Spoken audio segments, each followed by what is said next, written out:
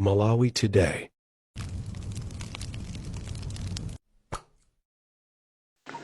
Good afternoon. Once again, I am now using a Make Malawi Great Again platform to record this VN this afternoon.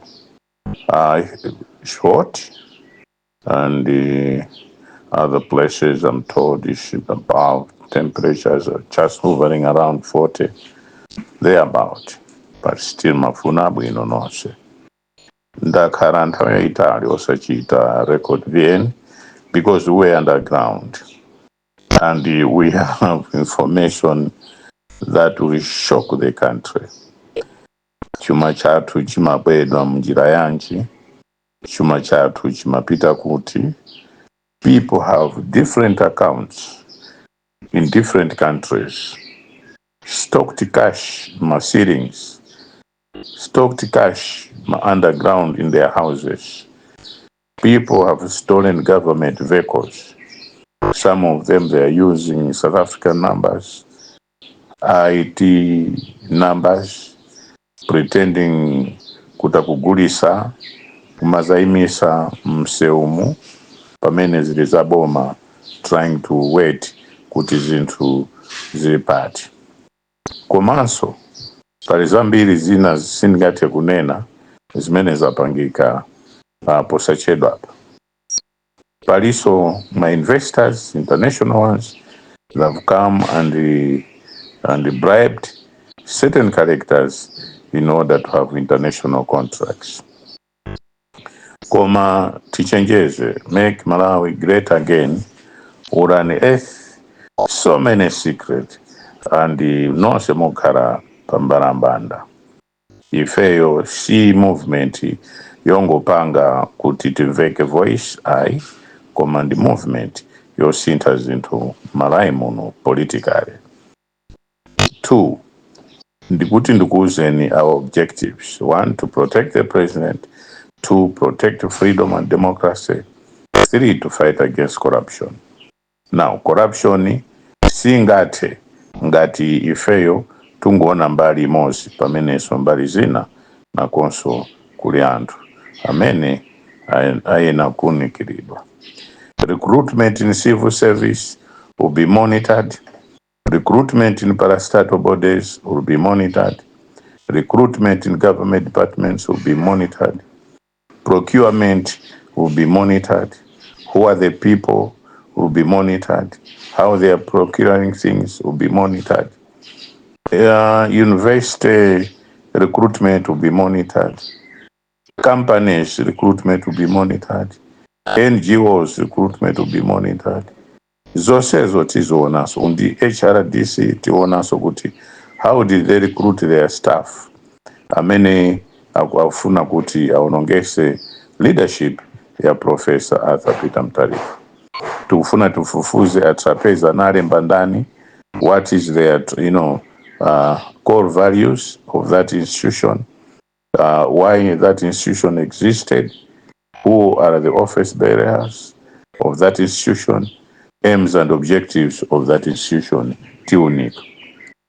TUNIC also those who were there before and those who are still there, and most of them tukuzua kutana under government contracts and under government money and under government everything, resources and the like, and they were part of the route that is happening in Malawi, or what happened in Malawi. Zonsezo tukufufuzani, tikulandani, Ndalama zose zimene muli nazo, zimene mabisa mu account ya anu, azikazi anu, azibale anu. HRDC yena kufufuzidwa kuti cholinga chache nchotani, why ikuchita operate muno Malawi, why pa 5 years or 6 years yakhala ikunjoya ikudya palibe chimene imapanga, why now ufuna utazilongolora. Other NGOs, many or CBOs, community-based organizations, will also be scrutinized, will also be put on the microscope, put it fufuze tuone what is there. So pano za MCP trying to shield anthu aja kukhota. Anthu aja kukhota akuulula okha how Chilima was murdered, how they murdered him, and how they murdered the other 8 officials that were in that plane. Innocent people that had nothing to do with politics. Zosazija tifufuza ndiponso tafufuza ndiponso tili nazo.